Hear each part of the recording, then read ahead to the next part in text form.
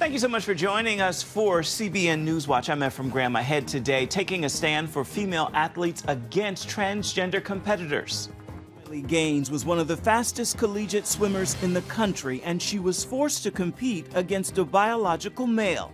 Now she's making her voice heard in support of other women. It makes someone transphobic to acknowledge that there are two sexes, to acknowledge no matter what, you cannot change your sex, to acknowledge that women deserve equal opportunities and we deserve safety and fairness and privacy in locker rooms and areas of undressing. We'll hear how her faith is giving her courage to speak out despite some intense opposition.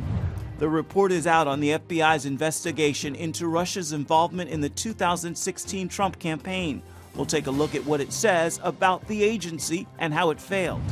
Christians hoping to reach America after fleeing from persecution in China. If we were caught by the Chinese police, they will beat us. But sometimes I felt desperate because if we were sent back to China, it will be a lot worse for all of us. We'll see how their escape had a happy ending.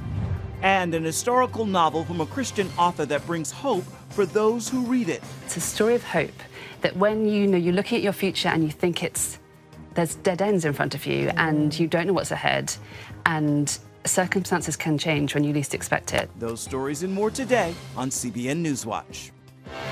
This is CBN News Watch.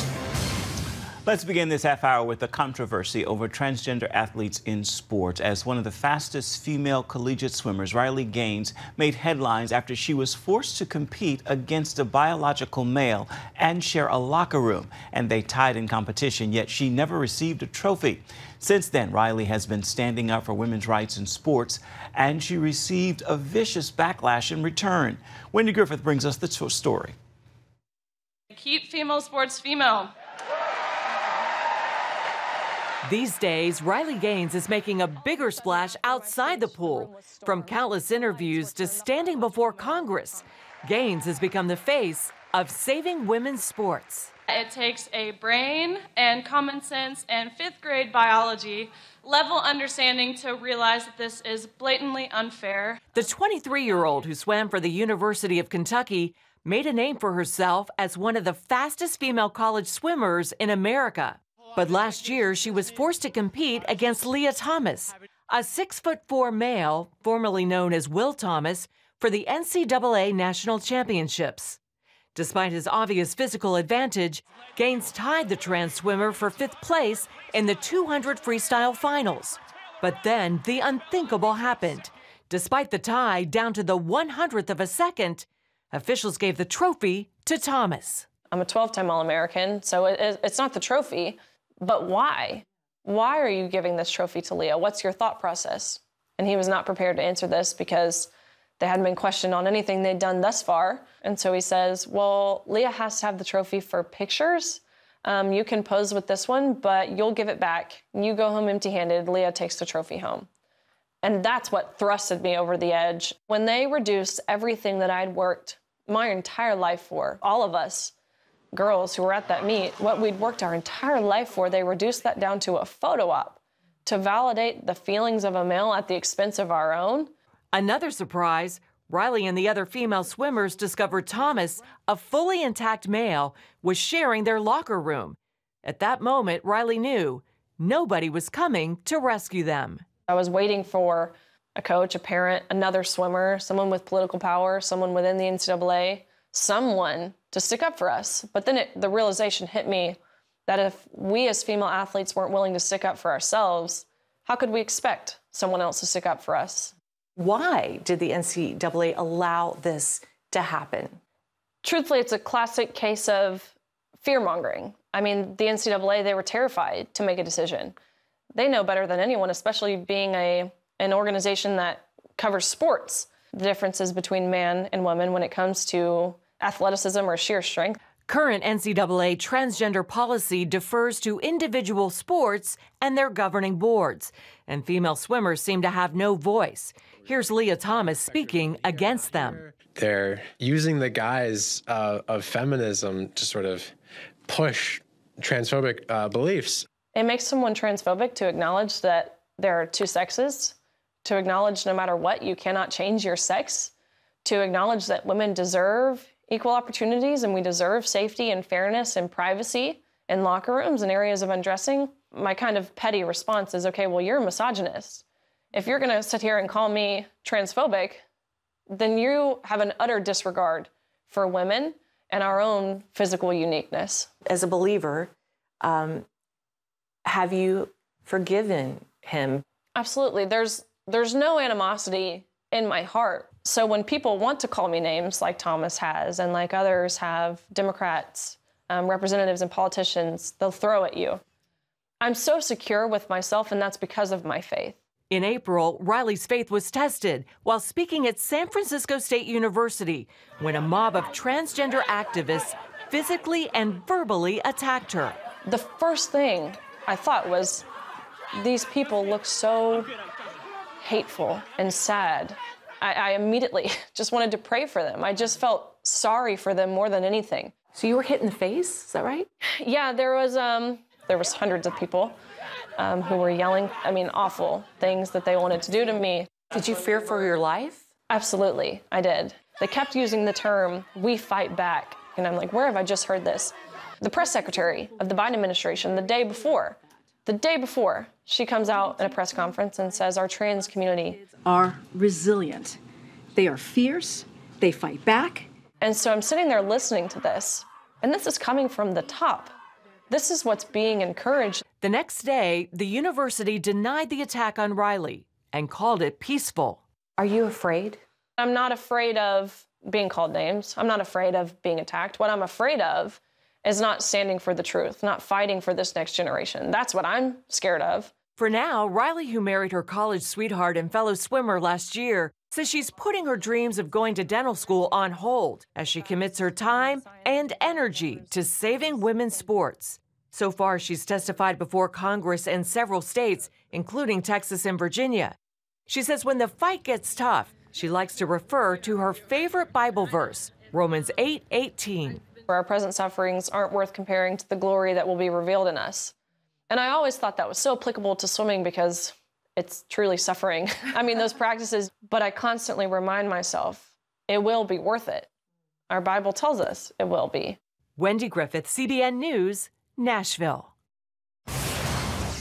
Coming up, the report is out on the FBI's investigation into the reports about Russian involvement with the Trump presidential campaign. That story, up next.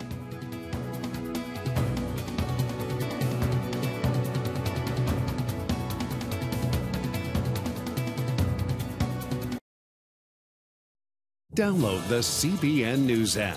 One place for all of your news. Breaking news alerts. Watch CBN News Channel live. CBN News, because truth matters. Get the CBN News app today.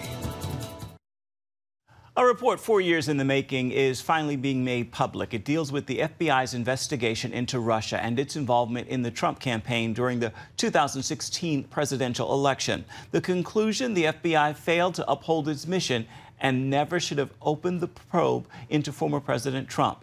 CBN's Caitlin Burke has the details. Special Counsel John Durham's report claims the FBI rushed into its investigation of former President Trump over allegations of collusion with Russia in the 2016 campaign, and that it ignored its own principles of objectivity and integrity, resulting in serious damage to the Bureau's reputation. The report slams the FBI for launching the probe into the former president, since, quote, neither U.S. law enforcement nor the intelligence community appears to have possessed any actual evidence of collusion. It was a hoax, that there was no evidentiary support, that the world's greatest law enforcement agency didn't meet anybody's reasonable expectations. Durham accusing the Bureau of using raw, unanalyzed, and uncorroborated intelligence and relying on investigative leads provided by or funded by Trump's political opponents. In response to the report, the FBI pointing to changes made back in 2019 by Director Christopher Wray, stating if those reforms had been in place in 2016, the missteps identified in the report could have been prevented. Speaking to Fox News' Brett Baier, former South Carolina Representative Trey Gowdy said he's not convinced the FBI has done enough to prevent something like this from happening again.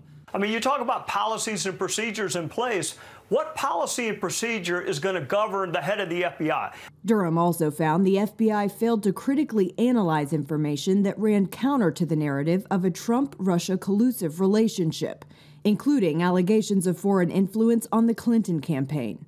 Former President Donald Trump responding to the 300-page report, repeating accusations of his own that the FBI's investigation into him is the crime of the century. This investigation cost taxpayers $6.5 million, and while it did ultimately find the FBI to be at fault, it did not discover any sort of deep state conspiracy by intelligence officials and law enforcement to sabotage the 2016 Trump campaign. Caitlin Burke, CBN News.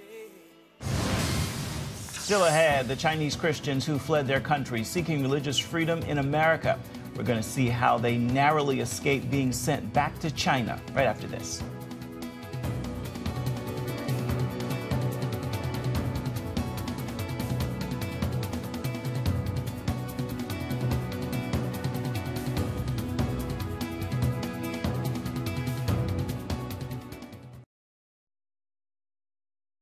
Persecution in China, an entire Christian congregation fled to find safety and religious freedom. For years in South Korea and Thailand, they endured uncertainty and the constant threat of being forced to return to China. Now, the 63 members of Mayflower Church have completed their long exodus to freedom. CBN Asia correspondent Lucille Toulousan reports on how God delivered them from one final challenge and opened the door to their new home in Tyler, Texas. The Mayflower Church congregation escaped the People's Republic of China in 2019 and headed to South Korea and then to Thailand. Stranded there while hoping for UN refugee status, all hope seemed lost when Thai immigration police arrested all 63 members for expired visas. Pastor Pan told CBN News he worried about what might happen. I saw the Thai police is different from the Chinese police. If we were caught by the Chinese police, they will beat us. But sometimes I felt desperate because if we were sent back to China, it will be a lot worse for all of us. Pastor Tim Conkling, who assisted the congregation in Thailand, worried about Chinese operatives possibly abducting them if they had been released from the detention center after paying the fine. So what we have is a situation where the Thai government and the police are not able to prevent these kidnappings and abductions and being held for ransom. They would have still been in a very, very tenuous and possibly dangerous situation. God heard our prayers. Even something horrible like the group being arrested and thrown into the immigration detention center, that was still used to the Lord to highlight the difficulty of the situation that then moved the U.S. government to make a quicker decision to resettle them. Pastor Pon said he was stunned with God's miraculous intervention. I was surprised when the Americans said they already bought the tickets and we are to leave right away. It was sort of impossible. I am reminded of the verse in Job that says, I have heard about you, but now I see you. When I got on the plane and leave, I felt like I am dreaming. It reminds me that God is the God who is at work, and He will do what He promised. Mayflower Church members received a warm welcome after landing in Dallas. China Aid, Freedom Seekers International, and other human rights organizations helped them gain religious freedom and asylum in the U.S. Pastor Pan's son, Paul, and the rest of the members of the Mayflower Church are grateful for the new life they now have in America. The freedom now I enjoy the most is I know that I can finally go to an official school. I thank God for everything that He has done to all of us. He took us out of the detention center and lead us to America. And I believe He will let us live in peace here in America. Lucille Toulousan, CBN News.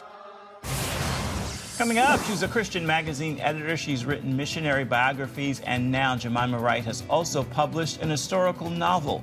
We're going to hear about that and her own personal love story when we come back. Stay with us. On October 1st, 1961, history was made when a tiny station began transmitting the first signals of the Christian Broadcasting Network. CBN, the Christian Broadcasting Network.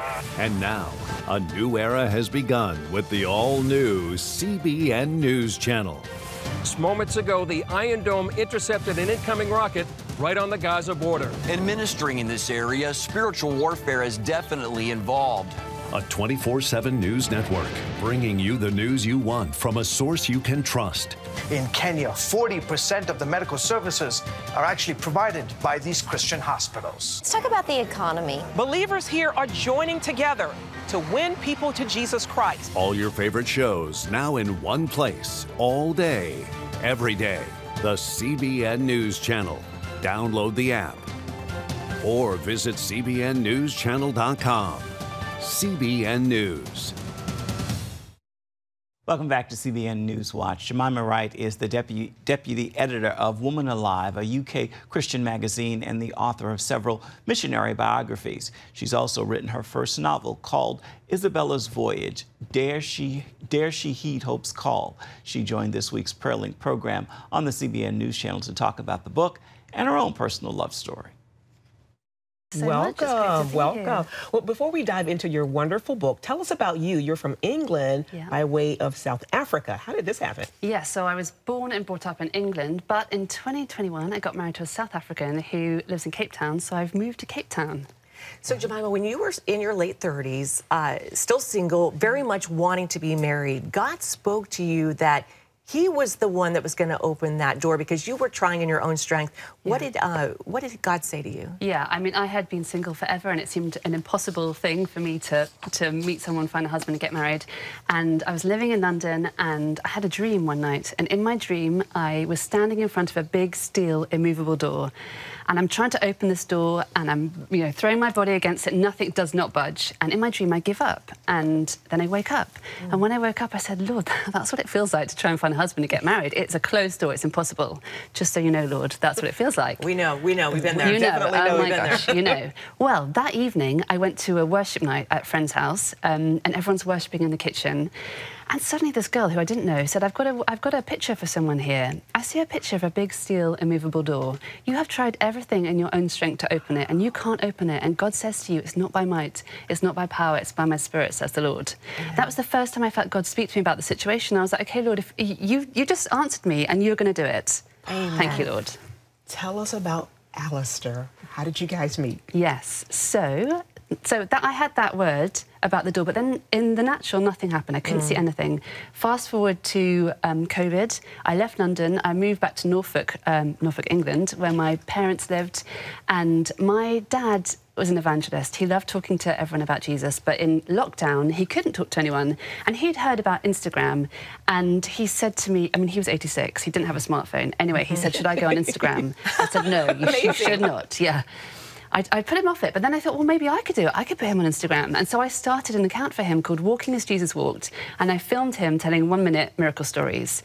And that is how Alistair got it. I followed him without knowing it, because I just followed. I went to similar accounts as my dad, followed all the followers, hoping they'd follow my dad back. Somehow I followed Alistair in this, but we now don't know how, because he's not really on Instagram. So that I didn't even know so it was a God thing. It was a God thing for the door. It's powerful. Well, we love your new novel. I do. And of course, I endorsed it. And I made the cover. Yes. A thoroughly enjoyable read, which should become a movie. Amen. Which I pray to. So tell us about Isabella's Voyage, which is a historical fiction based in 1880s England and Hawaii. Yes. So it's a story that I started 10 years ago, so it's been a long time in the making, but it was inspired by a real woman called Isabella Bird, who was an English adventurer and explorer, and she travelled alone when women didn't travel alone without chaperone. And it's a story based in England and Hawaii. Isabella Bird went to Hawaii. It was then called the Sandwich Islands. And so that's the story. It's not her life, but it's inspired by her life. And I started this 10 years ago, and it's only last year that I found out she's my third cousin, 4 times removed. Isn't that I had no idea. God, it's amazing. Yeah. So when wow. I don't normally read fiction, but I loved it because it's historical fiction, and you learn so. And I love that time period. And it sounds like a movie. Well, it's very much, like Pride and Prejudice. You feel like you're going back to that time frame. and I fell in love with Isabella, but I couldn't help notice she was a lot like you. Well, they do say that your first novel is autobiographical in some way. And so, I mean, it is, yeah, it's not me, but, I wrote it, and, yeah. I love her. She's amazing. Yeah. What do you want readers to take away from this wonderful story that you've written? I think this is a story that I needed to read, and it's a story of hope, that when, you're looking at your future and you think there's dead ends in front of you, and you don't know what's ahead, and circumstances can change when you least expect it. And so I was writing the story kind of prophetically without realising it. And then it happened in my own life with meeting Alistair. God had said to me in January 2021, your husband's coming in spring, and he's coming from Africa. And, in spring, I met him. So, But when you first heard that, you were like, okay, God, that sounds great, but I've heard this before. I'm not going to put all my eggs in one basket. Totally, because I was like, well, you've said spring, but maybe you mean spring 2052. Like, I don't know the timing on this. So I couldn't hold on to it, and I didn't want to be disappointed, because I was confused about the door dream, because God had spoken, but then nothing in the natural had happened. So when he said your husband's coming in spring, coming from Africa, I was like, Lord, amen. But anyway, in April, Alistair got in contact in our spring. And you can see more of the interview with Jemimah Wright on this week's prayer link. You can find it on the CBN News Channel Wednesday at 2:30 p.m. Eastern. You can also catch it on the CBN News app or watch it on YouTube. Time now for your Tuesday Tweetable, and this is a message I pray blesses you. And with that, I hope you'll post, tag, tweet, and share it with those in your circles of influence. Look up and live. Today is your day. You're next in line for a miracle. Just like the words of Shirley Caesar's tune say, take it by faith. You're next in line for a miracle. With that word, make this a terrific Tuesday. Well, that will do it for this edition of CBN News Watch. I want to remind you, you can always get more of our news programs on the CBN News Channel at any time. You can also find them online at cbnnews.com. We would love to know what you think about the stories you've seen here today or any day. You can email us. The address is right there at the bottom of your screen, newswatch@cbn.com. And of course, you can always reach out and touch us on Facebook, Twitter, and Instagram. We certainly would love to hear from you. Thank you so much for watching. Look forward to seeing you right back here, same time tomorrow. Goodbye and God bless.